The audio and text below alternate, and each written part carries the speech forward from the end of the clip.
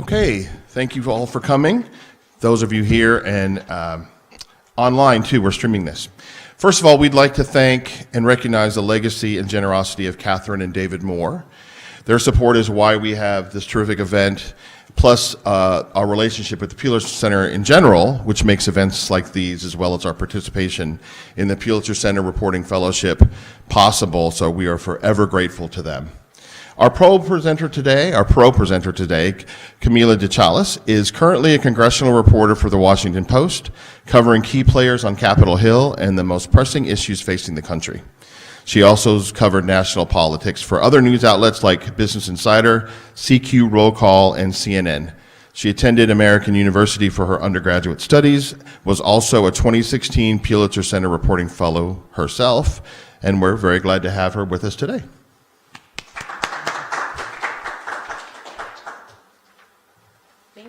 Okay. Well, I'll talk a little bit about myself, even though you gave a really great introduction there. I went to school at American University where I studied broadcast journalism and minored in Latin American studies solely because I wanted to study abroad, and that was the only minor that I could do. But I really didn't have a good sense about what I really wanted to do after school. I had only really one extracurricular activity in high school. They only had one extracurricular club, and that was journalism. And I had a teacher there where I think, everybody was kind of trying to explore what college to go to. And he kind of said, I was writing a story, and I don't even remember at the time what it was about. It was about, we had a daycare for a lot of students that had kids. And we noticed that there was some underlying problems where the kids themselves, the babies, weren't getting a lot of formula. And I wrote about that. And I remember him saying that after I wrote the story, and a lot of people, it kind of almost changed the daycare at the center, at the high school at the time. And I remember him just being the thing about journalism is just every day is different. And every day you're not constantly doing the same thing. And you get kind of almost paid to learn. And so I thought he was kind of kidding at that. But, when I was asked, when I was applying to schools, what I would want to major in, I just automatically said journalism because that was the only thing I was really exposed to at the time that I showed a little bit of interest in. And so I went to American University, and I really was kind of learning the chops about everything from print, what it's like to really report on a deadline, and writing, to producing podcasts, to doing video elements of it. And I really loved that video element of it. I loved the editing process, and I really thought I saw myself behind the scenes. Just talking to people, coming out with a camera. I had a little show with one of my roommates at the time where we would go explore DC and show students what was around the city, really fun stuff. But when it really came to my last year, it was okay, this is crunch time.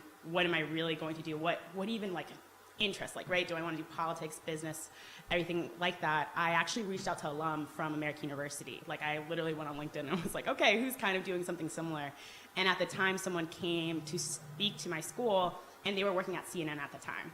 And so they were saying that there's a rotational program where you can basically do everything. You could be a producer and work, hand scripts to the anchors, to everything, to looking at how video producers actually edit video. And so at that time, I was really kind of looking into that. But then also the Pulitzer Center came to the school and was saying, I have this class, and it was an international affairs class. And they were saying that they would pay for a grant for your choosing to go to any country and just really find a topic where you could write a story about. And so, but they were very specific. They wanted religion and climate change. And I remember researching for about a month, how could I put these two together? But I came across a group, a Catholic group, that was based in Colombia, that was because of climate change was impacting the coffee industry in Colombia. That's what Colombia was kind of known for, especially in the southern region. They started noticing that a lot of farmers, because coffee only grows once a year, that they needed to diversify their crops and really just kind of change their farms just to handle climate change and the fact that they weren't growing what they used to. So I made my pitch to go to Colombia, spend a month there, and not only write stories, but also do a video documentary about it, 5 minutes and things like that. And I really, I went on the ground. I actually went with a professor, and I spent about 3 weeks in the southern part of Colombia, right on the border of Ecuador, in this region called Nariño. And I studied coffee farmers every day, the whole process of how they even harvest their coffee, to them cultivating, getting it off the vines, to them then trying to sell it, and even learning the difference between how they even try to negotiate those business deals with big companies like Starbucks, right?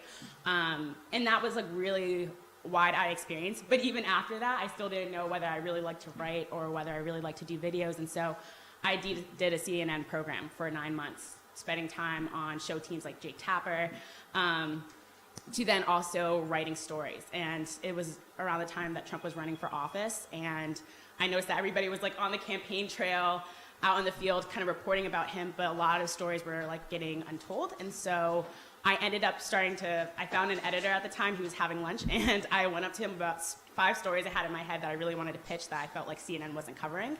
And I started pitching them. And we kind of built a rapport about that, and I started writing for CNN Politics. And I ended up really, like, everything from talking about how Virginia was trying to find more ways to get people that were previously incarcerated to vote again, to talking about refugees that were in the US and how people could help them. It was called like Airbnb, but for refugees. I started writing about that and kind of producing video elements to it. And after that, I just realized I wanted more experience. So I joined a tech startup. It was like more like a media startup, and started covering everything from international affairs to business. I already had that experience at CNN writing about politics, but I just wanted to see if I could write about other things. And then I joined right after CQ Roll Call, where I started covering immigration in the Department of Homeland Security. And if anybody knows, around that time in 2017, that's when Trump started implementing a lot of policies on immigration, especially at the southern border. So I spent about 3 years on Capitol Hill, but then also going to the southern border and reporting about what was actually happening. And I think the best part about that is that all the time I spent on Capitol Hill learning about policies and lawmakers and voting and everything like that, I could actually go to the southern border and say, hey, this is what the government's saying, like this is how it's supposed to be, but then actually on the ground, it was completely different. Even going to Mexico for a short stint, and the US government kept saying that, the children that were at these facilities waiting for their immigration or asylum, they're supposed to be getting education, and then actually going to these shelters and finding out that kids that were 9 or 10 years old didn't know how to read or write at all, that they weren't getting classes, and ended up writing about 6 and 7 stories about that. And so, I think all the while it's just knowing how to find stories, knowing who to interview, knowing, what is the media not covering, how can I do a better job, what stories can I tell that just need more coverage, and, what's the data that can back it up to really show that this is an existing problem. And after CQ Roll Call, I went to Business Insider for a little bit, covering more campaigns, politics, but still bringing my immigration knowledge. And then now I landed at Washington Post, where I'm covering Capitol Hill, but then also just kind of covering the issues that are happening across the country. I just came back from a trip to Ohio, where I was talking to residents in East Palestine that just happened with the trail derailment. And they were just talking about how they're still experiencing a lot of symptoms like headaches, tight chest, anxiety. I mean, a railroad just crossed and everybody just stopped and froze. Just like, with a lot of anxiety, just fearing that maybe something else is going to happen. And so I think my really passion is trying to tell those stories that are not being told, but do it through a lens of like, what can Capitol Hill, what can lawmakers do about this, and what's not being done. I always say it's like I cover the intersection of politics and people, but really emphasizing on the people, but then also trying to hold the people accountable who are actually making the policies themselves. And that's a little bit about myself, not to get a little boring about it. But I think, one of the biggest things I really want to emphasize, and I was just talking to Eric about this, is that the media landscape is constantly changing. What worked for some of my mentors to get into journalism about 5-6 years ago just doesn't apply now. Actually, how I made the jump from Business Insider, where I was covering a lot of politics, but I didn't really have a beat to the Washington Post, was that I started noticing that when I was covering the January 6th hearings on Capitol Hill, like people kind of knew saw it on TV, like 30 seconds of like what was going on, but a lot of people didn't understand the behind the scenes, right? Like even when they showed the first footage of the rioters entering Capitol Hill, a lot of the police officers that were there that day were in the front rows, and a lot of their family members were, especially officers who were injured during that time, and they were visually like crying while this footage was happening. And so I ended up just taking out my phone, and this was not because my editors told me at all, but then asking them right after the footage was played and when we had a break, which, again, it's not really covered, it's not like a part of the story, but I remember asking them, what was your first reaction to this? And I started kind of taking videos like that, just kind of creating more transparency of what people weren't seeing behind the scenes. And I started posting that on my social media platforms, and just a way where when you see my article, you can also kind of see the interviews, my video interviews while I'm having as well.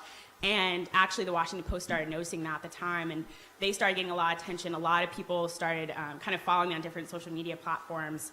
And when I kind of was poached by the Washington Post, they were essentially saying, hey, we see what you're doing with like video. It was almost like trying to combine my passion of, I really like writing, but I wanted to kind of do video too, and saying, hey, we want you to do this as well. Kind of, we know right now, the media landscape, people are not just consuming their news by going on the Washington Post and seeing what's happening. A lot of people get their news from going on social media. So if it's like you can meet people where they're at, these videos, almost like when you're showing them a glimpse, they're then going to kind of read your stories and try to get a little bit of understanding of what's happening. So I really suggest anybody that's interested in going to journalism is just knowing more than one skill. You know, writing is great, but the fact that I know how to video edit on the fly with phone apps or on Adobe Premiere, the fact that, you know, I have different skills where I can play to, where I don't have to rely on another person. Now I have a team where I have an editor, I have a producer, I have a supervisor that can kind of help me make those decisions, but before it was just me, myself, and I was just doing that on the fly and just posting that up. So I really do think that learning different skills and not just only being set to do, you know, writing or do audio journalism. They're great forms. I always say if you have a great story, you can find 10 different platforms to tell them on. There's a lot of times where I get audio, maybe they don't make it into my videos I post online, but then they make it into a podcast where I partner up with someone. So it's just really great to kind of have different skills under my belt, and I almost think it's the best thing that I didn't just choose a vertical and choose a subject just to cover that. I kind of had that experience to do a kind of bit of everything. In a way, I had my hand in different things. Do you have a video, something we could, like a sample of your Oh, work? yeah. Show it for you? So, okay. So this was an example. I'll show the article first. So as you can see, this was an article. So they wanted, does everybody know who George Santos is? Raise of hands. If not. Does George Santos know who George Santos is? I don't know. Right, he goes by a lot of names. Anthony DeVolder. I mean, I've gotten crazy calls being like, wait, I thought his name was like something else. Like people just saying like, I knew him back then. So everybody was covering who this person was. He was on Capitol Hill. I tell you, every time I go near him, he now runs really straight through because he knows I'm going to ask him questions. And at the time, there's like 20 reporters posted outside of his office. He started like even bringing Dunkin' Donuts to the point that that's how big like the press like attention was to him. But I think the thing when I was talking to my editor about this story was that I heard everything about on Capitol Hill, what people were saying, even lawmakers that were like, I refuse to work with him, right? Like, nothing's going to get done. But a lot of I felt at the time wasn't really being said about the residents that are actually being represented by him. You know, like with all the light of like at that point, every news story was coming out. Like every day there was a new development, right? And we know on Capitol Hill, he was kind of like a pariah. Nobody wanted to touch him. Nobody wanted to even talk about him. But then, you know, the thing I kept hearing was like, he's not going to be effective representative to the constituents. Like at the end of the day, the constituents are the ones that like really feel the brunt of this.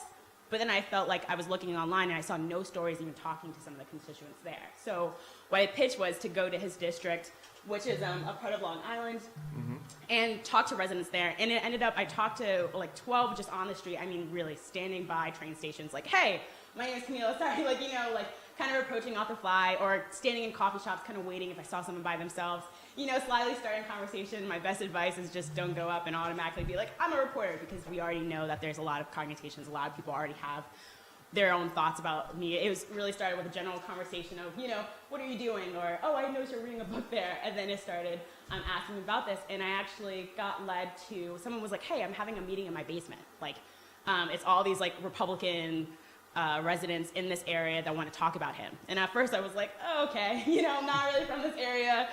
Is this worth it? But it turned out it was in this American Legion office facility. And that night, like, it wouldn't have happened if I didn't talk to at least 20 people. And there was, out of the 20 people, there was like definitely like 60 rejections there, right? But the 20 people that did want to talk, they recommended me to go to this meeting and to talk to Republicans who did vote for him and how they felt about it at their time. So this was a great representation of, I wrote a whole story about, you know, what they were saying at this town hall, not even a town hall, this like unofficial meeting, right? But then I also made a video element because a lot of people, while I'm asking to interview them, I asked also like, hey, can I also record this on my phone? And everybody said yes.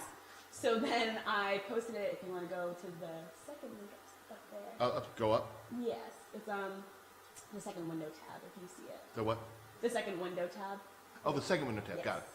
Right And here? so I started, and this is like, again, just a quick, a minute and 10 seconds video of where, again, I was talking to people, and I just wanted to show the general public what people in his hometown were actually saying about him. So Give it a roll. I recently spoke with New York residents who voted for Republican Representative George Santos. Thanks. and asked them if they have any regret. I recently spoke with New York residents who voted for Republican Representative George Santos and asked them if they have any regrets. Every day that he is still there, we are suffering.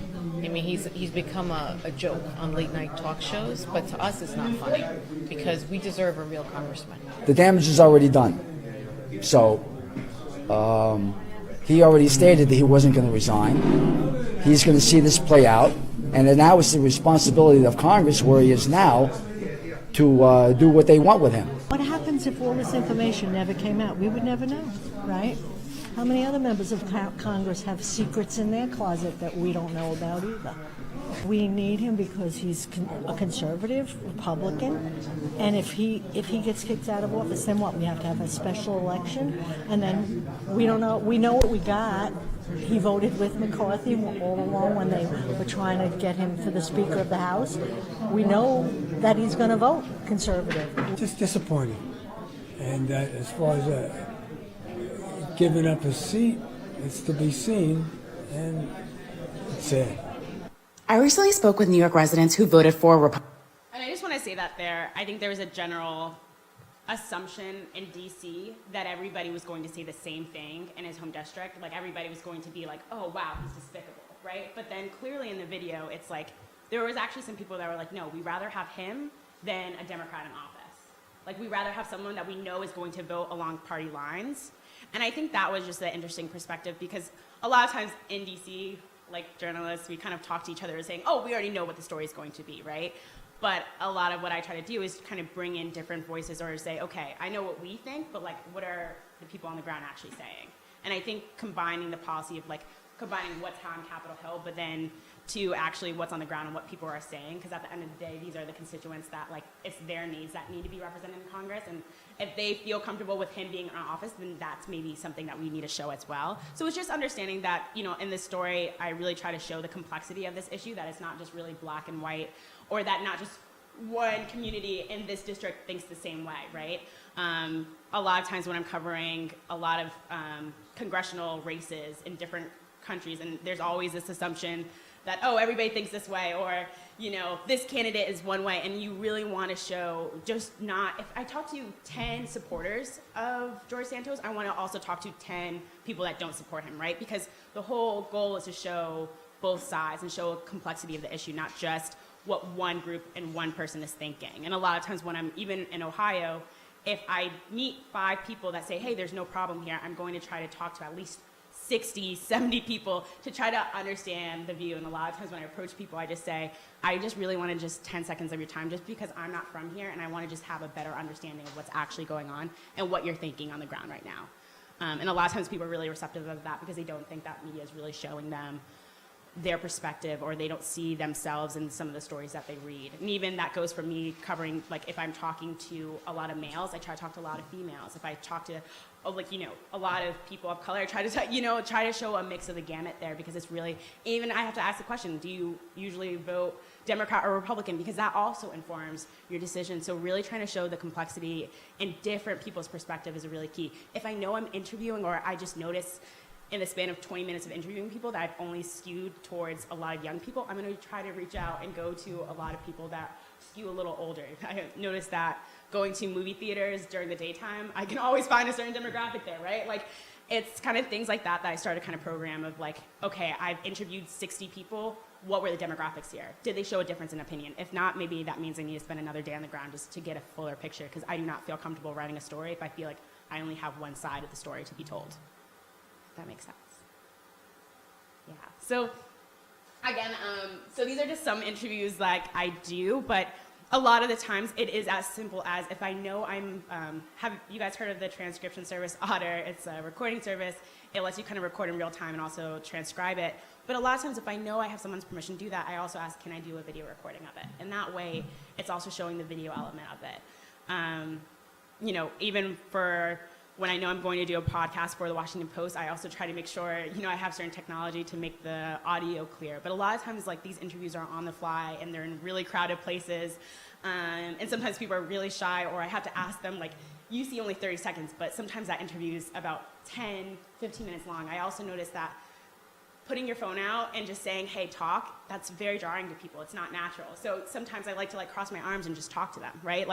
Ask them like it's a conversation. I think the more someone feels comfortable, the more they're really going to open up. I've had interviews of where the moment, I take the camera out their face, that's when they're like, okay, this is what I really think. It's just making someone feel comfortable. And I think since I've been doing this for now 7 to 8 years, I've just gotten better at talking to people, kind of gauging whether they're really tense, gauging whether they feel a little defensive or they already think I'm going to kind of attack their opinions. I was just in Oregon covering one of the governor's races there, and a lot of the topics was about crime and homelessness and education. That was a really big one, and critical race theory came up, and I remember this woman, we were talking and she was like, do you think I'm your oppressor? Do you think I'm you're being oppressed even by this conversation? And just clearly I think it was really trying to be well-meaning, but she was just trying to get across that she really doesn't like this education system. And it was like, okay, but it's like, is that your biggest concern? Is that why you're voting for a certain Republican? Or what do you think their beliefs are? What have you known about their policy stances, right? And again, it's sometimes you're not going to get the perfect interview in a minute or 2 minutes. Sometimes the conversation has to last for 30, but it's just knowing how long you can be there, and how long you can just give someone to really talk. And sometimes you just notice that people really want to vent. I was just in East Palestine, and someone was really just frustrated that they were not seeking the medical care that they really needed, that their daughters had a lot of rashes that they were just kind of being passed off, saying, oh, it just could be attributed to new clothes. But they were like, no, that only occurred after the train derailment happened, and I started experiencing headaches and all these things like that. And for the interview lasted for about 30 minutes, and it was just mostly he just felt like he wasn't being heard, that the only time that people really wanted to ask him his thoughts was just when they were coming for a news story. But the moment that the news cameras leave, then he feels like the senators or the people that were supposed to be representing his town, they just kind of were ignoring him. So, these are kind of important conversations to have, and just kind of getting their thoughts of what's really happening, and are they even satisfied with some of the resources that they're getting, or do they think it's inadequate at that time? And so really understanding those stories, and I always recommend, especially if you're kind of dropping in and parachuting into a place, always get people's contact information. You never know when you have any follow-up questions, and those people can also be sources for stories in the future, right? Every resident, every person I talk to, I always try to get their contact information, email, phone numbers, because again, I did a story in Oregon and 5 months ago, but I'm now going to write another one, and these are the same people I can now call and say, hey, I know you're there. Can you give me a more perspective of what's actually happening, right? So it's really to say anybody, striking conversations with anybody anywhere from a certain area, from different areas, can always really inform your reporting.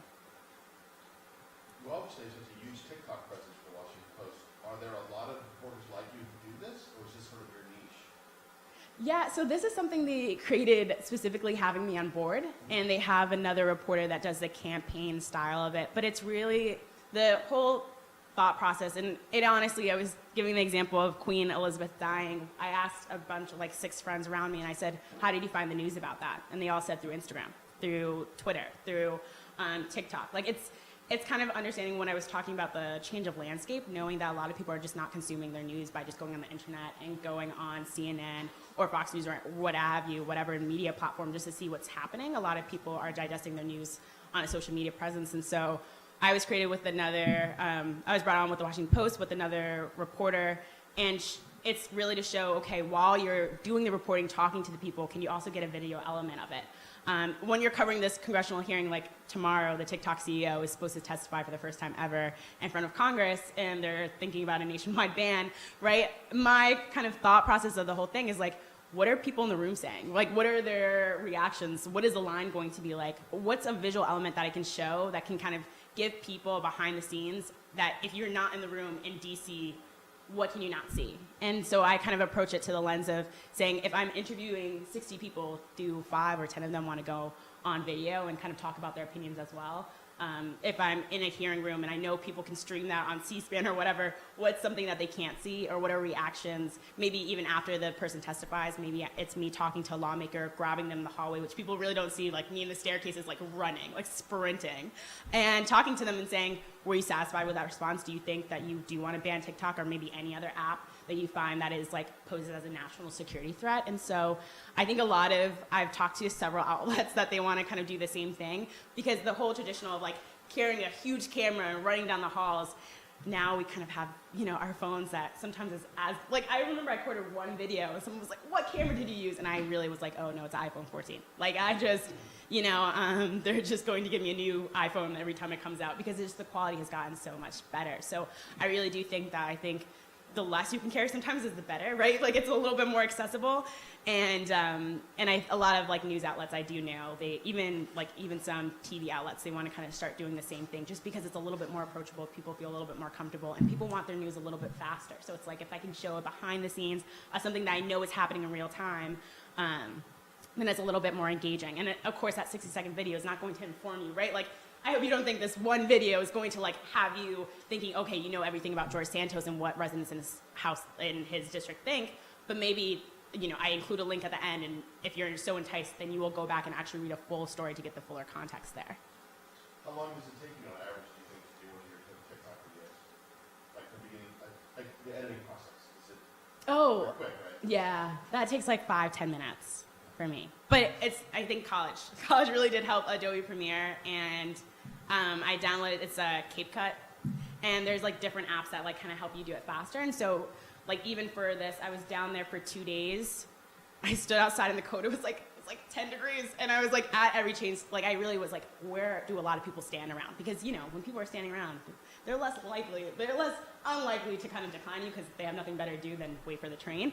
And so I kind of try to pick those areas, and the more I got, people were like, oh, go to this pier, and like a lot of people do their jogs and their walks, and so I sure enough went there, and was just waiting around and talking to people. So I think the interviews themselves kind of last like 2 days, but then when I actually have the interviews, and sometimes when you're talking to someone, like I can be talking to you, and the moment you say something where I'm like, wow, that was powerful, or that's good, I already know in my head that that's a 30-second clip that I can just post. And if it's so powerful, like at the Supreme Court, there was a lot of student debt protests that happened about 2 or 3 weeks ago, and I talked to a woman who said she was like more than $125,000 in student debt, and how it was like really causing her shame, and to the point that she felt like almost suicidal at one point, and then she now started feeling like more energized that she was in this crowd of hundreds of people, and they were all trying to ask for the same thing. I remember just posting her clip, I interviewed 20, 30 people, but I just felt like her story was just really powerful to just talk about student debt, this issue that's become almost political in a sense, like has really personal impacts on people's lives.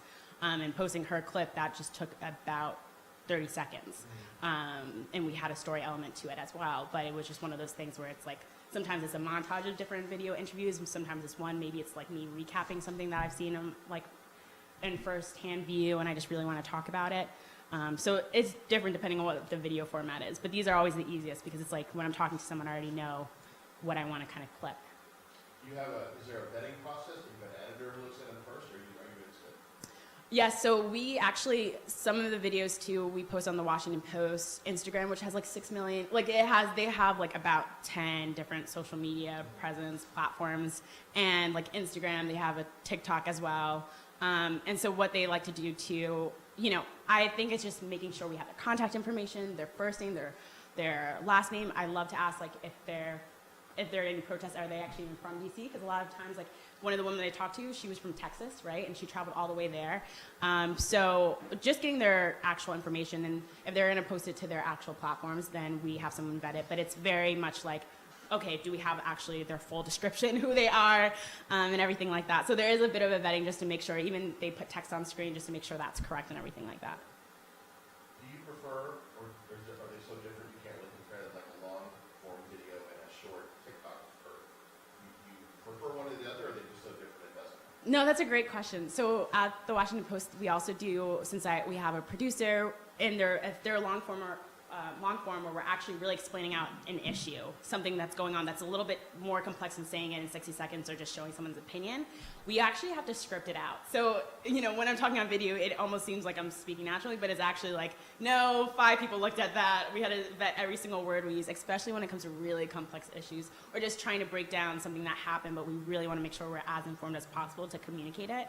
So the process itself to write a script, when it's a long form, when it's 2 or 3 minutes, it takes about 2 to 3 hours at most, and to do a video like that. Yeah, I could show you an example. You do? Yeah, I can show you. Where can I find it? Eric, you got a question? Yeah, should I answer Q&As? Well, Sure. of course.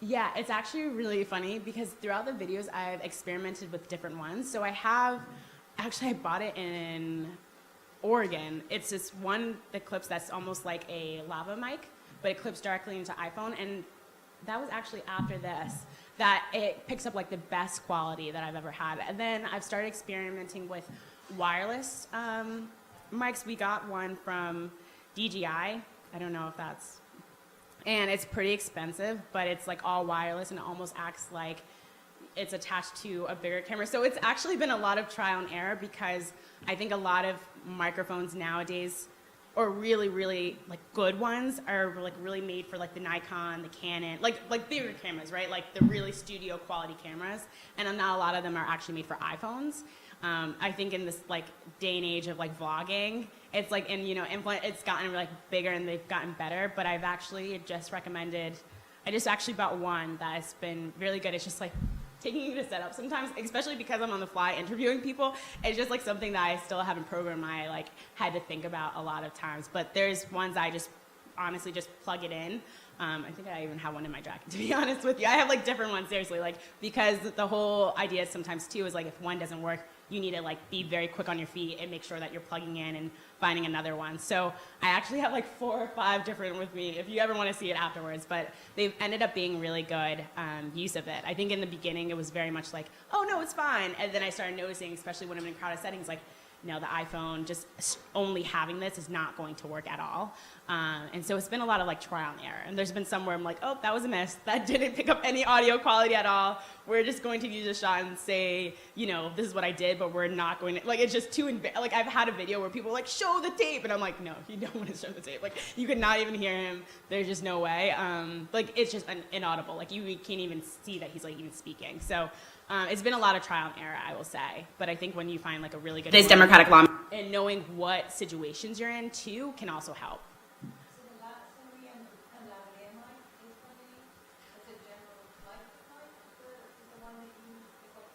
Yes, I think that's been my go-to, especially when I'm doing one-on-one conversations. But there's a lot of times when I'm in a group and 5 people want to talk and one lavalier is not going to capture someone on the right or left. So I've actually been experimenting with one I can just clip onto people, not even have to like attach and like do the whole like, oh, can I see your tie or see your collar? And that's been a little bit better, just doing that. I can also show you, I can go up and show Okay, you. sure. The one that's been like This one's live too. a little bit more scripted so you can kind of see where it doesn't even seem like I talked for a lot of time, but then it ended up being, it was like 6 hours. And excuse me while I say, It's interesting to see how headlines have sort of evolved on headlines on TikTok. I see you have headlines yeah. on your TikTok videos, which I think Wow. is probably really useful, right? Yeah, they are. I think it's just like kind of giving someone to like let them know what's actually happening, and then exactly, kind of like showing them foresight. Like I did one on a TikTok ban that we're having that everybody was talking about. Oh, like you know what's happening, but not a lot of people know what's happening. Can you kind of try to describe it? And that was one where we thought that was going to be very simple, and it ended up being very complex. I'm trying to like find it now. It's like one of those things when you need to find it. You're like, you can't find it. And then, oh yes, this was one. This was, okay, so a funny story about this was that I randomly was waiting for votes. So what happens, a lot of lawmakers descend upon these stairs, and that's a great time where you can take out your phone and kind of start talking to people. So I randomly saw a guy, his name is Mike Gallagher, he's not a guy. He's a representative, and he just introduced a bill to ban TikTok. And so we got this clip, it was about 40 seconds, but then I had a producer at the time, and they're like, we should make a full-on video about this. And the video itself is only 48 seconds, but the script, like the whole process from finish to end, it took us about 5 hours to like really script this out and make sure we get it right. They wouldn't be able to download it. They wouldn't be able to use the app. That's Republican Representative Mike Gallagher, who just introduced a bill to officially ban TikTok in the U.S. It's digital fentanyl in the sense that it's highly addictive. The bill aims to block all transactions from TikTok in the United States. It would also place a ban on other social media companies that are based in China, Russia, and other countries of concern. And Republicans aren't alone in this effort. The bill was introduced with Democratic Representative Raja Krishnamoorthi and Republican Senator Marco Rubio, who says that there are national security concerns with this app. They allow the Chinese Communist Party to gain access to all of the private data on any device in America that's using TikTok. This bill isn't the first of its kind to place limits on TikTok. States with Republican governors like South Dakota, Utah, and Maryland have already restricted the app on state-owned government devices. They wouldn't be able to download it. So I think that was just an example of something where I caught him outside. He was giving an interview about why he's even doing this in the first place. And then just even in that audio clip of like him even talking about why he's doing it, I just felt like there wasn't a lot of context for people to really understand that this is a bigger deal, that this is not just happening in Capitol Hill, but this is happening across the U.S. And then now, just given that the CEO is actually testifying and there's actually like more concerns that it's going to be banned, it just now people can kind of understand a little bit more context of what's happening and why it is. So you'll be there tomorrow, I think.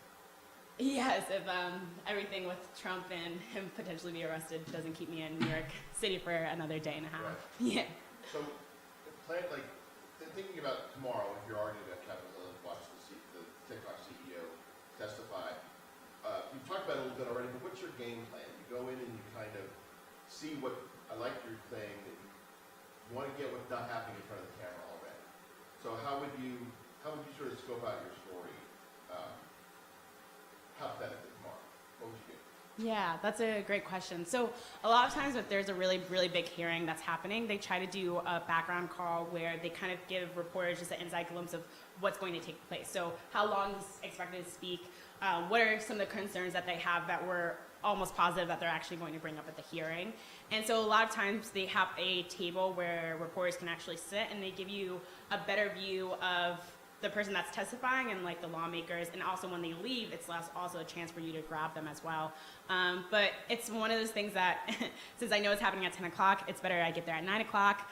I usually like kind of to stake out, see who's actually coming. Sometimes celebrities come, sometimes members of the public, sometimes there's protests depending on how big or controversial the issue is. So it's like those are some things to spot out. What's standing out, what's kind of rare, what's something that people wouldn't be expecting that's going to happen here.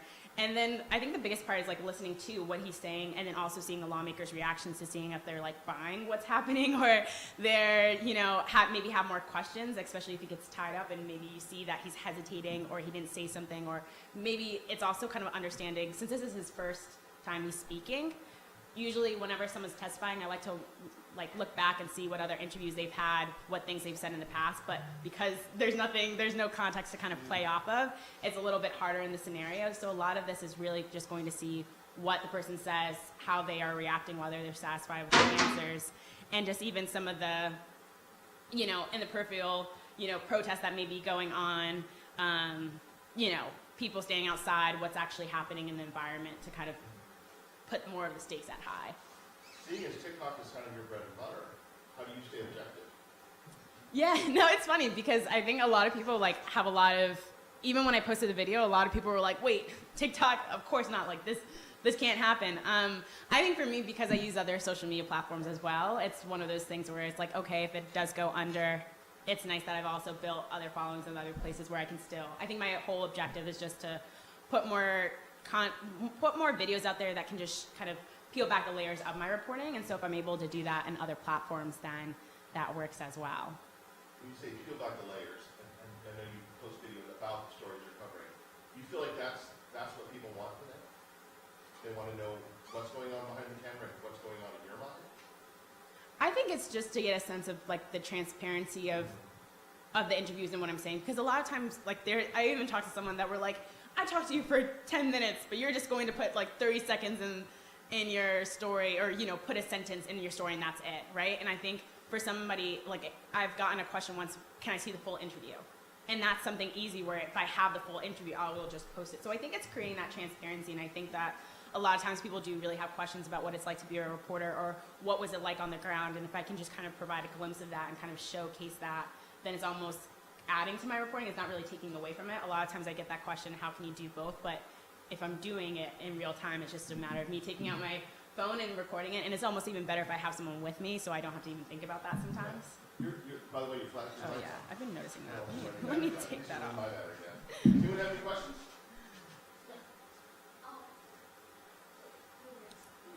Oh, okay. You mentioned people asking to see the full transcript. Have you ever had it happen where you've shown it to somebody and they've requested you not publish it?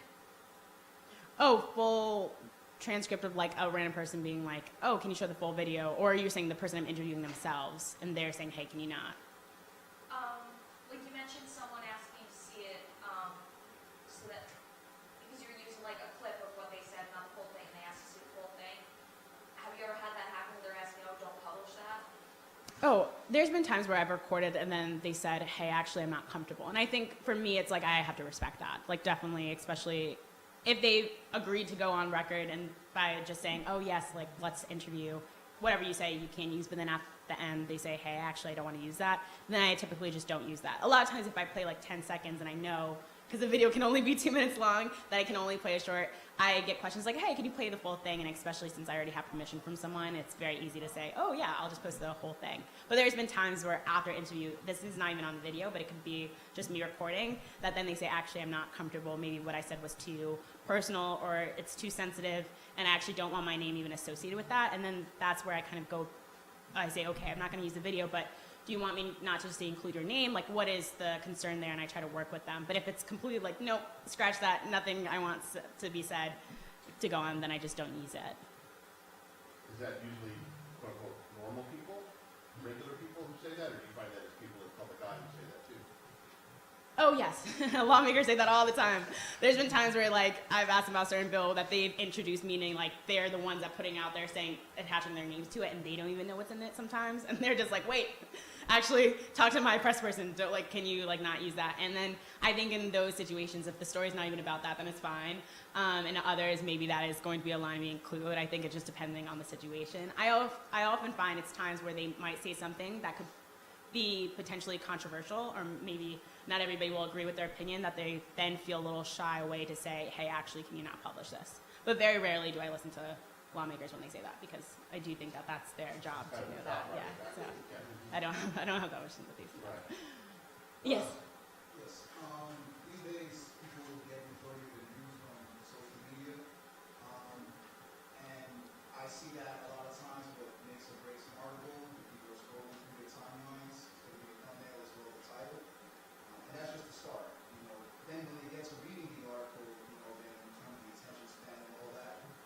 So I want to ask you, what type of writing techniques do you use from the writing the article to the title itself?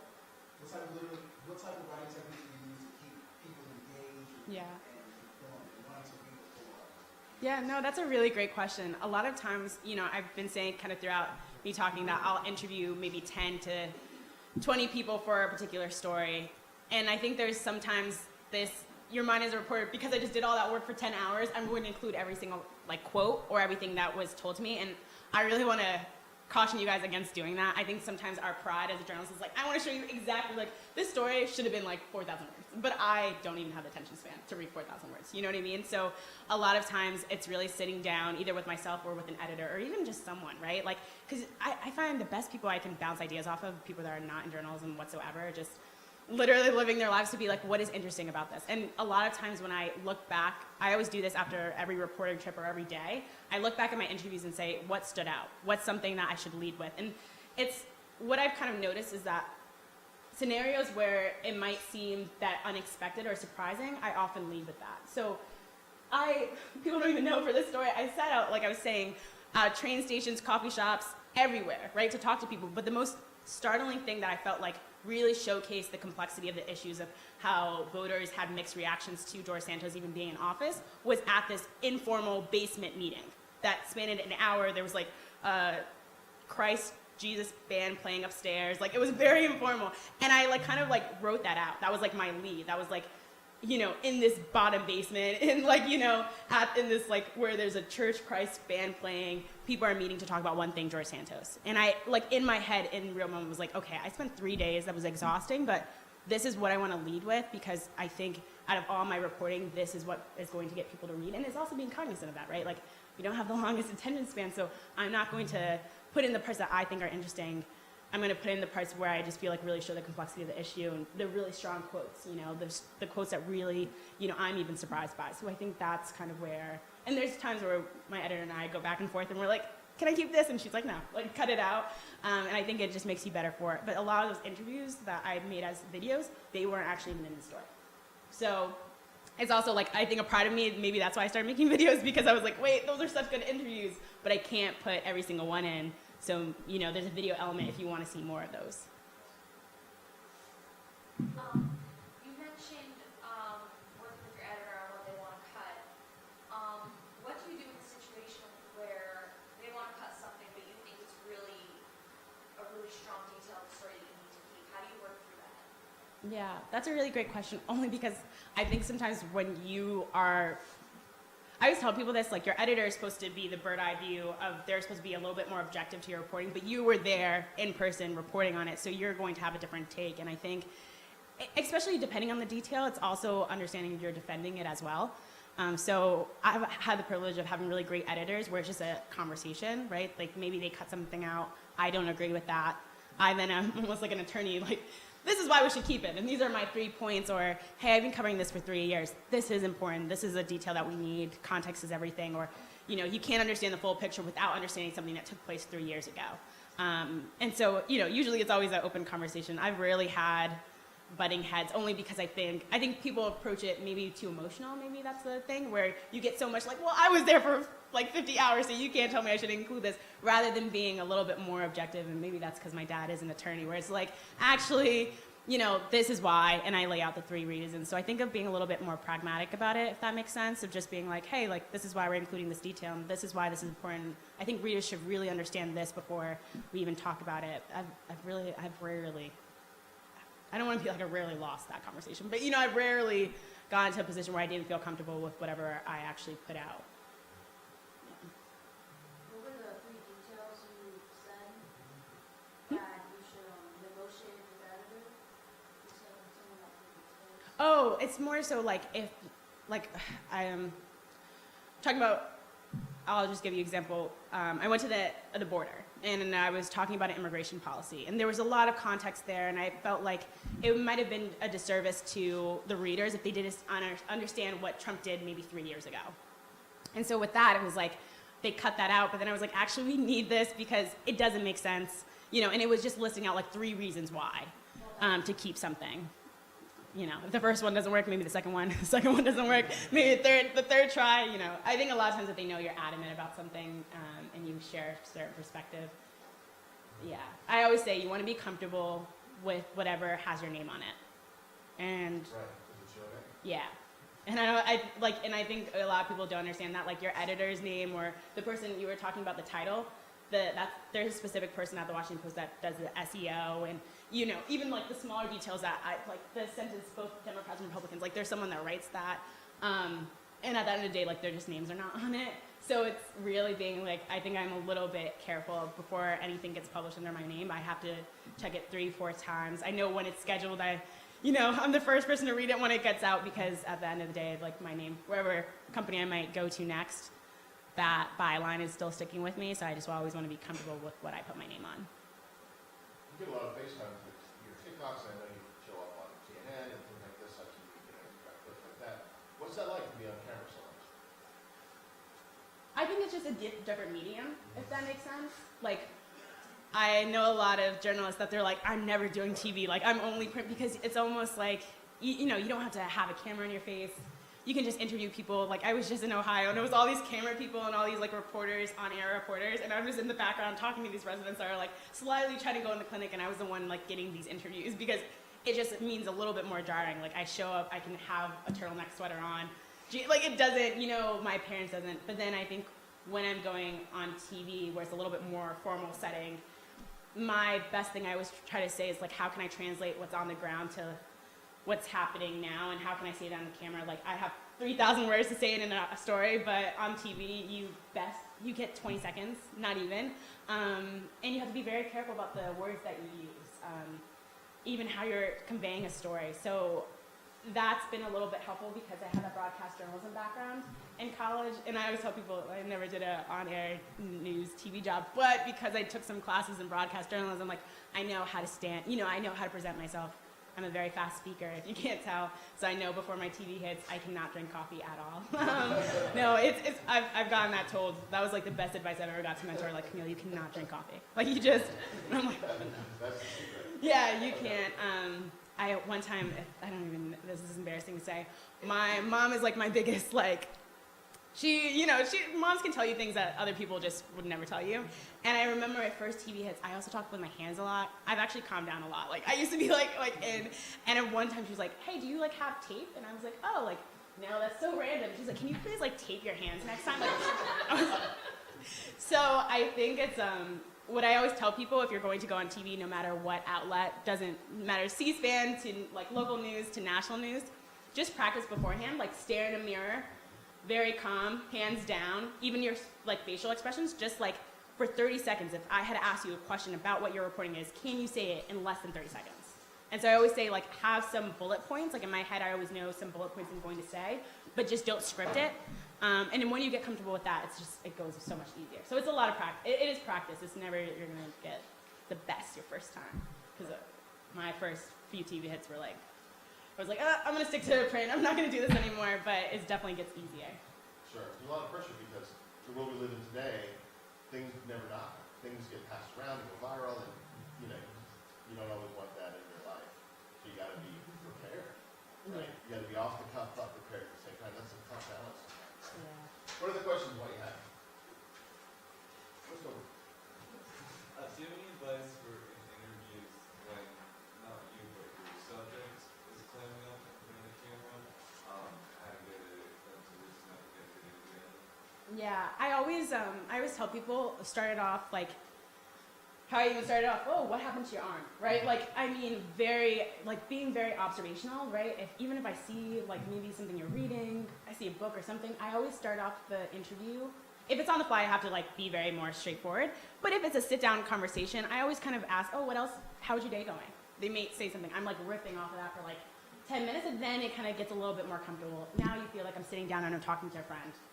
Okay, yeah, I forgot why I'm here. Can you tell me a little bit more about this? Like I heard, especially when you were treating this no matter what the topic is. Like for example, when I was in East Passing, only because it's just right in my head, I was shyly, while all the on-camera people were chasing after all these like medical professionals to tell them their opinions of what's happening, I stood by the clinic door to watch patients from the actual like town go in.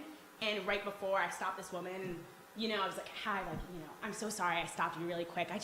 I'm not from here, I'm actually from DC. I'm writing this story. I actually have to go to a town that's an hour away, but I really just wanted to get a better understanding of what residents in this area really think now, a month and a half after the train derailment. And I know I only have 5 minutes, but if you can only spare 20 seconds, I would just love to just hear what you have to say. And and that was something where I could tell she was like, whoa. And then she's like, well, I have asthma right now. Like I have these sinuses. I've had to go to the hospital 4 times in like the last week because, and like really kind of just started opening up. And it was just one of those things where I think it's like, you start maybe too, straightforward sometimes. If you have to because of time constraint, people understand it. Me explaining where I'm from, how long I have, I think it's just creating a little bit more transparency. But especially when you have these sit-down interviews, you can take your time. I always say you never want to start off your first question being about what the story is. You start off, like, there's 10 other things going on, like, oh, did you see this happening in the news? Or, or even something random about my dog, right? Like, I always know talking about my dog sets people at ease. They're like, what's her name? And then we're just talking about that. So I think it's always, if you see them uncomfortable, it's because they already know that this is an it's an interview, and they just, like, want to feel a little bit more like this is a conversation rather than an interrogation, if that makes sense. What do you do when it's the kind of opposite situation? I mean, I interviewed a student one time about something very simple, and it ended up being a 2.5-hour recording. How do you, and it would have gone longer if I hadn't somehow gotten him to slow down and step back. How do you handle it when it's the opposite situation and they just don't want to be quiet? No, that happens a lot. And I think, especially, I think when you guys were asking me, like, how has the pandemic changed my reporting? I noticed in the pandemic, a lot of people, when I would call them just to get like a 2-minute quote, it would be like, hey, can we talk on the phone for 40 minutes? Like, just, I think there was maybe a lot of loneliness, right? Like a lot of like wanting a human connection. And even the aftermath of the pandemic, I've noticed people want to talk longer. And especially like as a journalist, I'm like in the back of my mind, like I got a 2 p.m. deadline, I need to call someone else. What I always like to do too is kind of set parameters. So, you know, especially if I'm on a deadline, I really do try to be as transparent as possible in the beginning. Like, I really do only have 20 minutes, but I really want to take this time to ask you these questions. And I notice when someone's a little bit long-winded, I let them finish a little bit, like I span it for 2 or 3 minutes, and then I say, hey, if you were to say this in a minute or 30 seconds, what would you say? Because I know that 2 minute, I can't use that if they're very long-winded, or I have to paraphrase.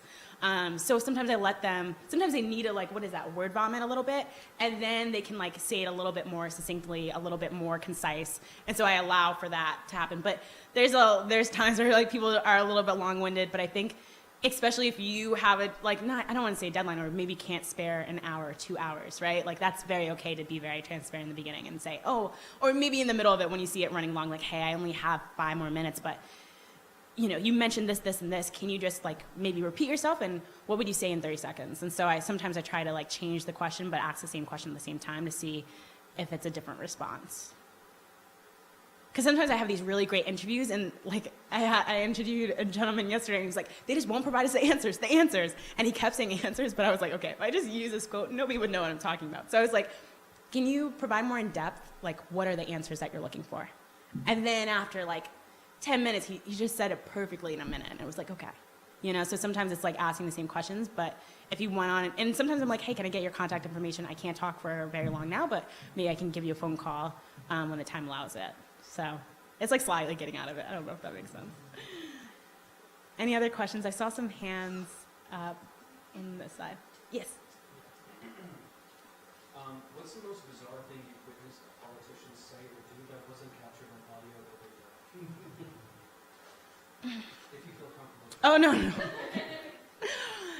It's more so like, it's not, I think what people don't understand sometimes in DC or on Capitol Hill, right? Because sometimes people are like, oh no, I cover politics, so I know covering Capitol Hill. And I'm like, no, those are 2 completely different things. Like, there's invisible rules. And maybe you're going to ask me, what is an invisible rule? If you are interviewing a lawmaker and they go on a subway, so that's an underground little subway that they go to different buildings, you cannot get on with them. Like, you cannot, that if you do, it almost like, they might actually like blacklist you and not talk to you. Or like there's an elevator, there's a known rule that you can follow them to the elevator, but you cannot get on the elevator with them. I've always wondered that. Why they don't go into the elevator with them? It's these invisible rules that like I've seen new reporters and I'm like, whoa, it's like this one thing that's like, it's been established for so long that it's almost like if you do, a senator will like look at you and say, what are you doing? Like, you must be new here, right? And so I think one recently that I was just not even bizarre. There's also known on Capitol Hill that there's certain lawmakers that don't talk to you, but they're so friendly on TV. So like the best example is like Elizabeth Warren. I've seen her on TV, and she is like, there's been so many lawmakers like that. Like, so personable, so engaging. I see them like shaking hands with like everyone, and it's only until recently when she like ran for like presidential election. But before that, it was known like you would go up to her and she's like, I do not talk like while I'm walking. And it's like, okay. And like there's a lot of people like that. And so, but recently though, she's now more approachable. But I remember there's like, I don't even know this lawmaker's name. I just remember going up to her. Oh yeah, it's Marsha Blackburn, who am I talking about? And she's like, yeah, I don't do like interviews in the hallway. And I was just like, oh. And it's just like one of those things that they don't record when it's just like very much like, oh no, this is where I talk and this is where I don't talk. And I think there's just nothing, it's like you have to know that if you're on Capitol Hill, but you don't know. And there's just times too where like I've talked to a lawmaker on Capitol Hill. I just had this with like Chris Coons, who's a Democrat senator from Delaware, I believe. And I went up to him, like he was walking down the hallway. I stopped him to just say hello. And then he turns to me like, who are you? And I was like, oh, I'm like, Camila, I'm with the Washington Post. And I wanted to ask you about why you supported this bill. Like, it's because of Silicon Valley Bank. I don't know if anybody like read about the collapse. He supported a bill that kind of loosened those regulations. So I was like, I just want to know if you regret that. And it was so clear he was willing to do the interview. He heard the question and goes, good for you. And then just turns and going, and then it was so bad because I was like, whoa, that was like, you turn to me and say you're willing to do the interview, and then you don't like the question, and then you turn, and it was so bad. I mean, like, it was just so rude that his communication person comes out and he was like, I apologize, I've heard that so much. Like, he's just going through personal things. And then I like told that to someone, and they're like, yeah, this is like, he does that a lot. So it's like also knowing about, I'm like, yeah, it's just so funny, but if I had a big camera like there, you wouldn't say that. You know what I mean? Like, you're only saying this. And I was like, I really wish, like, that was the one time I really wish I recorded that, just to like even have a segment, like, you know, like interaction. No. I know. I don't know why I didn't do it. Do you feel that it makes it more difficult to interview politics on Capitol Hill, certain demographics, being a woman? I think definitely when I think I was starting out and I didn't know the invisible rules or the politics behind, and there was times too, like, because you have to imagine too on Capitol Hill, there are like 20 reporters. If you're like trying to interview one lawmaker, there's like 20 reporters coming on different sides trying to interview that same person. And so I think when I first started off, I was very timid, and like if people were shouting over me, I'd be like, okay, you got it, you know, like you have this question, it's fine. And then it's funny because I just ran into a newer reporter, and I was telling her, like, never feel bad for like raising your voice or asserting yourself a little bit more. Like, you have to do that in order to get your questions right. And it's like a very abnormal thing to do because you're just in this environment where like you're around people that are not working with you. Like, yes, they're reporters, but they're not working at your outlet. Like, they're not working with you on a story. So which is one of those things I think it's like, I can remember in the beginning I was getting cut off a lot by like a lot of the male reporters, but I think at the time too I was telling myself like, oh, I'll have my turn, but then noticing that the lawmaker would stop for 20 seconds and then go home, and then in that 20 seconds being like, why didn't I speak? Like, you know, so I think it's one of those things where you have to like assert. I think I'm way more assertive on Capitol Hill than I would be talking to anybody in another setting. I think it's just what it calls for. But yeah, I think there's definitely a lot of things sometimes where I notice where like, oh, I just noticed this like lawmaker giving more attention to like this male report, you know, but it's like, okay, now I just know I need to, you know, get a little bit more cut over, get in their face a little bit more to ask my questions. When you're in the big groups, is it okay to use other people's questions for your story, or you should just use your questions? Oh no, that's a great question. That's actually a really great question because I don't think a lot of people understand. If they say something and it's a group of reporters, what I usually say in my story is like, this senator told reporters on Thursday. But if it's like me individually, I catch him in the hallway, no one else, then I can say he told the Washington Post because I know he individually told me and nobody else can get that. So yeah, in group settings, I think everything's fair game. And that's why sometimes you also see that there's a reporter, maybe you're working on an exclusive story, you don't want anybody to know, but you need that senator comment. I also see sometimes people waiting outside, like, right, like the big group is here, they're on the corners, and they're waiting for him to be by themselves for them to approach and ask that question. So sometimes when I'm working on really sensitive stories, I don't like to like ask my question in front of a big group of people unless I'm comfortable knowing that information can be shared on other platforms. But it's definitely fair game. Definitely fair game. You talk about raising your voice to get your voice heard, you know, as reporters. Can you speak more about, you know, other ways, basically the competitive nature of your job as a journalist, you know, to make sure, you know, your voice does get heard and you know, get the right connections with, you know, political people, stuff like that? No, that's a really great question. I think a lot of people on Capitol Hill, it's almost this weird like ecosystem where if you really know like AOC, let's just take her for example, you will know, you know, where her office is located because that's public information. You might know maybe she loves to go to this certain coffee shop. So I think it's also like understanding who you need sometimes and then understanding where do they go. So if I know I'm searching for this lawmaker, but I know he always is in person at these committee hearings, I will then go to that committee hearing before it even begins, like 45 minutes before. And I will make sure I like go in the same doorway where he's coming. I know it gets a little extensive where you're like, how do you stand out? But like even George Santos, I knew about 20 or 30 reporters were standing out of his office. So if I'm trying to stand out, why would I stand where everybody else is standing, right? But I also know that because he's trying to like ignore press attention, he goes through certain like exits. And I was hearing about a really secret stairwell. And so it was just funny. I had an interview with another lawmaker, and something just told me, like, Camila, just stand. Like, just show up 20 minutes early and just stand by that staircase. And sure enough, I heard shouting.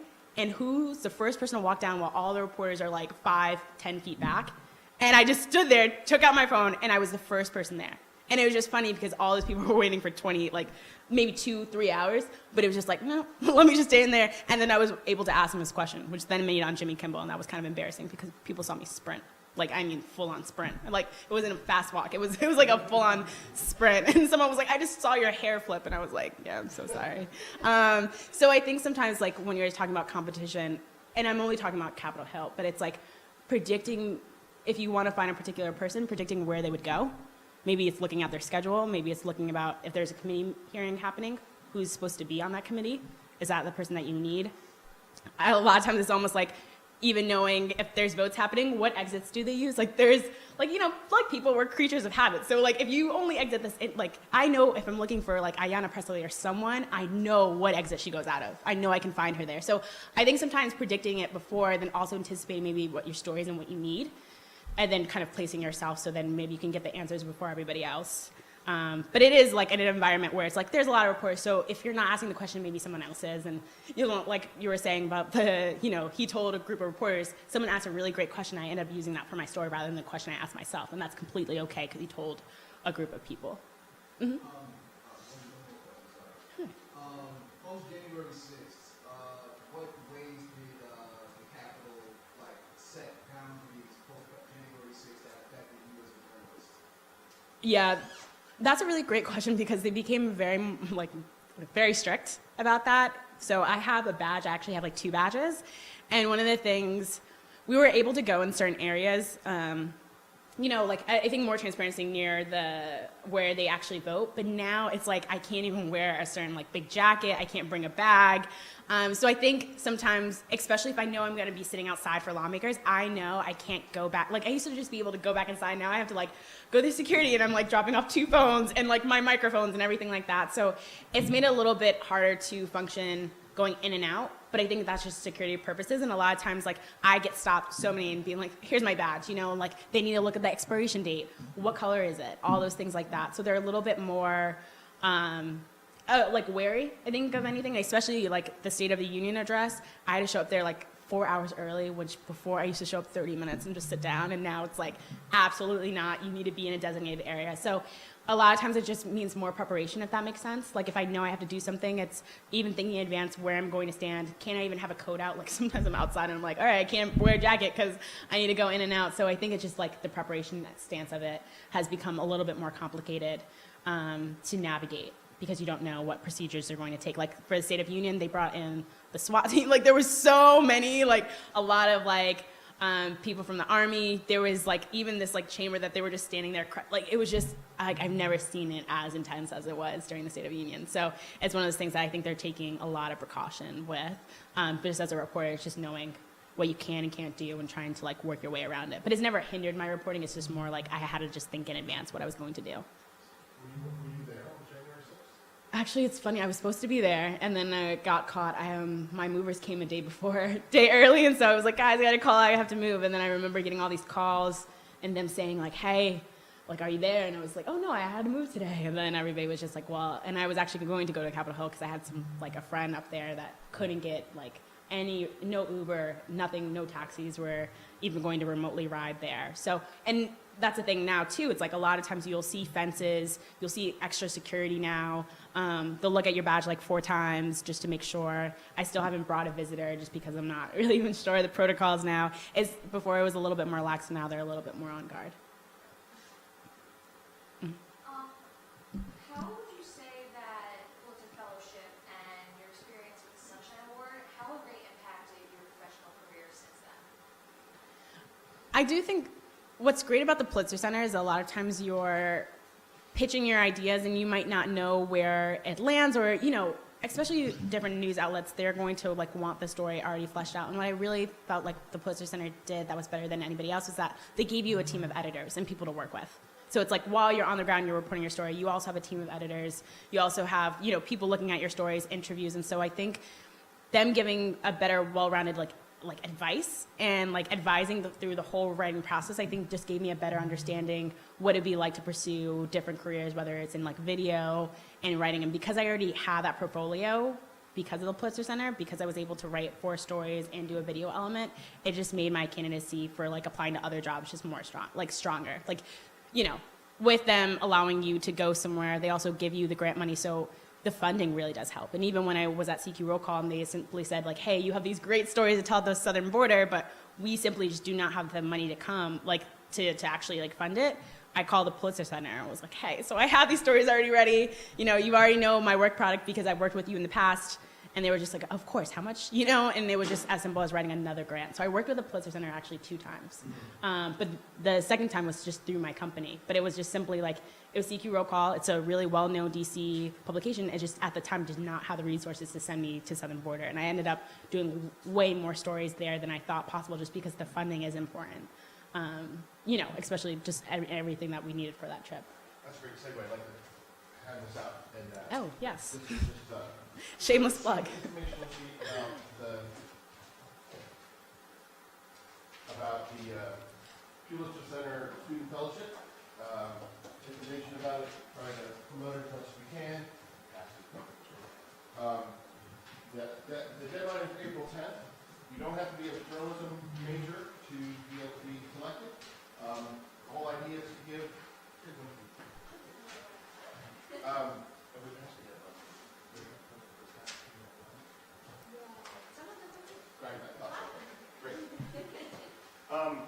And we encourage everybody to apply for it. As you were saying, it's really useful. There's mentorship. You have a lot of support, right? So even if you're not fully versed in being a reporter, right, you've got a lot of help getting you going. 100%. Like I think my second reporting trip ever, like going parachuting, going on the ground, it was with CQ Roll Call, but I wouldn't have been as prepared. Oh yes. Not right now. It's fine. I know. I tell you, I do it for a living. It's fine. But I would say that I wouldn't have felt as confident going on the ground, telling the stories, interviewing people on the fly if it wasn't for my first time experience with the Pulitzer Center. And it's really great too, because then after they give you like a whole consortium of like alum. And so maybe I'm not interested in doing politics anymore, but because another Pulitzer like Center alum is now a business reporter, then I can connect with them. So it kind of like you have another area of like networking. And if you don't know this by now with journalism, it's a lot about networking, meeting people in different outlets, industries, and things like that. So it's actually like really great just to kind of tap in whenever I need to. Right. Yeah, this QR code will take you through the information session that we had. It'll tell you even more about it, and we hope to see everybody apply if they're interested at all. It's a great experience. Looks great on your resume. It really helps distinguish you no matter what you do. One of the things I tell our students is that journalism teaches you things that are going to help you no matter what you do, right? No matter what field you end up in, journalistic tools are going to come in handy. Being curious, being accurate, being fair. These are things that apply across the board, right? Oh, 100%. Being detail-oriented, I mean, I don't know. Even my friends are accountants. I'm like, oh, wait, like, I see something there, but it's only because it's like you have to pay attention to the detail. Even talking to people, like, because I do it for a living, that can apply to, like, any industry, right? It's just the skills, the tools that you kind of learn, whether you're, like, editing, whether you're talking to people, interviewing, fact-checking, writing, it's applicable to any major, any like business. I have friends in all different industries and we're all like, wait, these are the similarities. Like knowing even how to like present yourself and like, you know, like work on even your social media and things like that. It's like, it's applicable to anything that you really want to do. Oh, I forgot to mention, on the back of this is a code that you can do a survey for the Pulitzer Center. They would love it to hear what you think about this event, what you think about that in general. So please do that as well. That would be a big favor for me. Any other questions? Okay. Did you ever consider leaving journalism and why? That's a great question. Wow, it's like, sounds so cliche if I'm like, no, I just didn't. And the only thing is that I've been able, I think what's really great is, and I think this with any career anybody wants to pursue, is like knowing people in the industry, right? Like when I first started off, I used to get coffees with like anybody that like I was working with. And then also in like the New York Times, like places that I wanted to work at the time, or the Washington Post, like any other organization. And I think a lot of that was because I was so new where I just didn't understand anything that could happen. Like, right, like newsroom politics, maybe understanding the challenges in whatever I wanted to cover. And so the best thing I had were like mentors to be like, oh, watch out for this. Wait, this seems like a bad decision. Or, hey, you might want to think about this a little bit more. And so I think because I've had people to navigate, I've like avoided a lot of pitfalls that maybe people feel accustomed to. Also having the conversations about like mental health and like taking breaks and like using vacations. I was at this one outlet where we almost prided ourselves for not taking vacation. I remember one time being like, I worked 18 days straight and feeling really proud about that. And then being like, because there was just always breaking news on the weekend, so I was just working straight through. And then now, I mean, if I work, you know, like it's always like, oh wait, actually I need a comp day here, or I worked the whole weekend, so I'm going to need 3 days. So I think learning, maybe what's helped is because I've learned how to advocate for myself and also taking breaks when I needed to. I think every journalist almost experiences burnout a little bit, no matter what capacity, just overworking yourself, because journalism is not a straight like 9 to 5. Sometimes I'm working really late, sometimes I'm working really early, just depending. Like when I really do say, I will have to go back to my high school teacher and be like, you were right, like every day is completely different.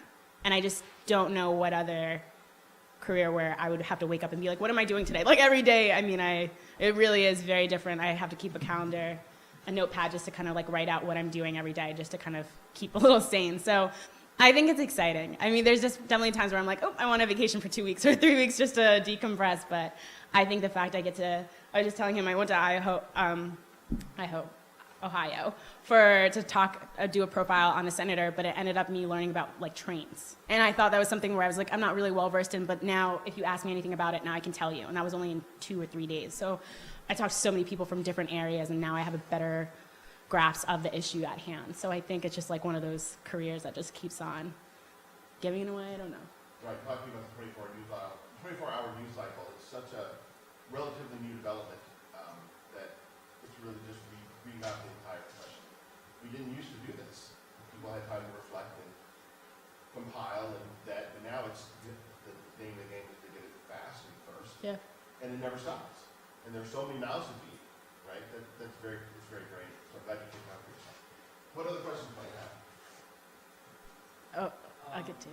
Oh, wait, and I also just want to say this other thing too. Journalism so much can branch out to other things. I will say that. Like, I have so many colleagues I know that are writing books because they just felt like that 2,000-word article was just not enough to like cover. So I know a lot of people that like ended up going teaching or doing HBO series, right? Like, I think it just spans of like, you don't just have to just write, depending whatever medium, like it just really does span to like working on like video sets or doing these like or working on a whole investigative podcast. So I think it's just because from what I'm doing, I can span off and doing so many things. I just never think about it as just being a journalist. I think it's like being a storyteller maybe, and just finding what platform do I want to tell my stories and who can connect me with that. And because I'm at the Washington Post, they have so many different platforms where it's like, okay, maybe I want to write a book. Maybe I want to do something else.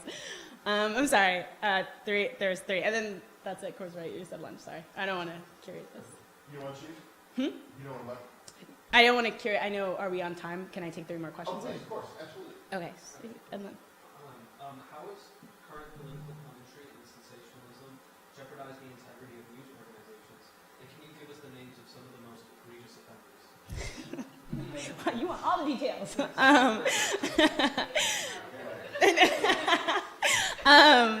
No, I think, there's definitely, sometimes too, when we're talking about stories or we're talking about Capitol Hill and we're like, okay, we want to cover this angle, but who do we know are already going to say the things that we already know that they're going to say, right? Or they're going to be very extreme, or maybe they're going to try to deny things. So a lot of times the conversation I really do have with my colleagues is like, who are the people that are like kind of like up in the air that we actually don't know what they're going to say, right? So I think a lot of times maybe people want to see the black and white, but it's really kind of showing the complexities of issues. Maybe people that voted on a bill and originally sincerely did believe that they were doing the best thing, and then now 5 years later, do they even regret it?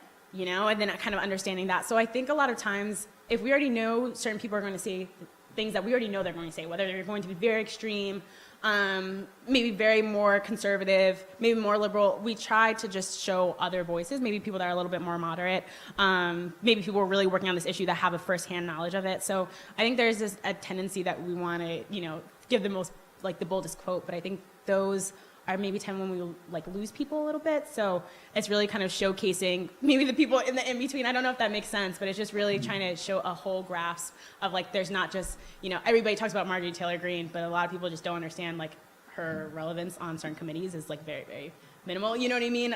Same as like AOC, everybody knows her in papers, but like if you're on Capitol Hill, her standing on committees, which is actually kind of important, is not as she has no leadership position. I don't know if that makes sense. So it's like sometimes people think that the people in the news are the ones that are the decision making, that are really behind certain like decisions, when they don't understand that the people that were really moderate, they're the ones actually behind the decisions. So just trying to showcase that a little bit more is like one of our goals. Hopefully that answers. You spoke on how journalism relates to other things. You talked about, defense and accounting. While staying in the realm of writing, because I like write songs and stuff like that, and everybody listens to music. When you listen to a good song or a song that sticks in your head, when it comes to the writing, what are some things that you appreciate in a hit song as a journalist? Yeah, I think ones for me, like I think the beat behind it always has, because actually the funny thing is, I just was learning this when I was developing a podcast with the Washington Post, is like a lot of times we use music for our stories, like especially if you listen to a good podcast and you like the vocals or even the instrumentals they use. And so for me always it's like when they have a really good message, maybe it's like the beat and the message of it intertwining. And you always hear something. I think no matter what form it comes in, whether it's a song, whether it's through writing something, or whether through it's an article, it's like when something's very powerful, right? Like, like that moment where you get like goosebumps. And I think that can be interchangeable no matter what form it is. So even as a journalist where I write for a living, I can always appreciate when I hear like an artist, no matter what kind of music it is, and if it has a really great message or it's something that gives me goosebumps, it's like how I feel about when I hear a good quote. It's like, oh, that's it. And so I think it's like when you talk about like how it's transferable, it's like even knowing how to write, like there's like a certain like rhythm too, when like a tone when you're writing, and being very cognizant of that. It's like almost like I know if I can write a press release or an article or a feature, like whatever form, it's just knowing maybe your audience and knowing how to tune it to like where it fits just right. So maybe it's like that quote you use, maybe it's that word choice. Like there's so many times where I'm like, illustrate is not the word I want to use, right? Like how do I change this to make it a little bit more powerful? Like how can I tweak this? So it's like knowing the words, it's knowing, the audience, and then how to put it together to like kind of create a piece where it like hits people and you're like, oh wow, like this is it. It's almost like writing a song though, because there's like so many parts to it that when you like put it together and you're like, oh, I like the sound of this. I really like how this came out. Like this is my product. It's like, this is what I created. Mm-hmm. Are there certain topics that you will absolutely refuse to cover? It's so funny. I just got asked this like 3 times in the last week. And no, seriously, when I was like in Ohio, someone just randomly asked me that. And I said that there's very few topics I wouldn't cover. I think ones that I found very, very like explosive, or I don't even want to say politically divisive. I just think, like I've covered everything, like right on the border, on the Rio Grande, like literally migrants trying to cross unlawfully into the U.S. Like I've covered that. I've covered things on Capitol Hill, and I covered White House. I covered protest, and I think just the one subject where I'm like, whew, this just did not prepare you for is covering topics related to abortion.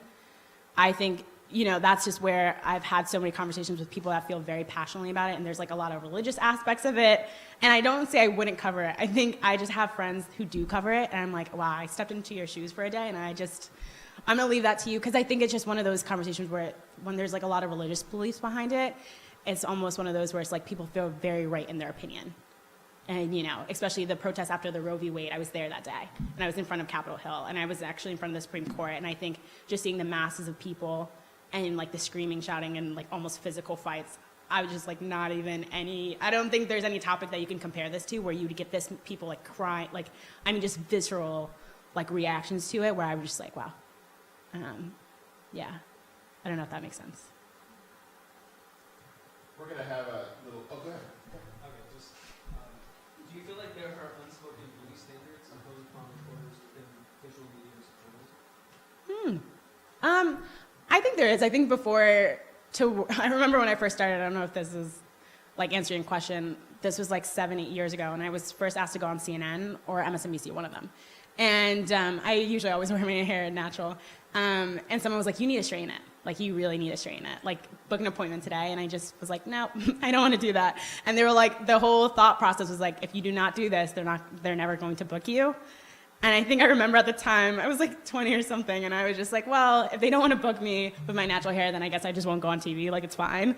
And I think I've just kind of stayed with this. And I've seen, honestly, throughout the years, it kind of evolve and having more conversations around like Black women, women of color, and them having their natural hair. And that's just like one topic where I just feel like there's still a lot of stigmas within the news industry.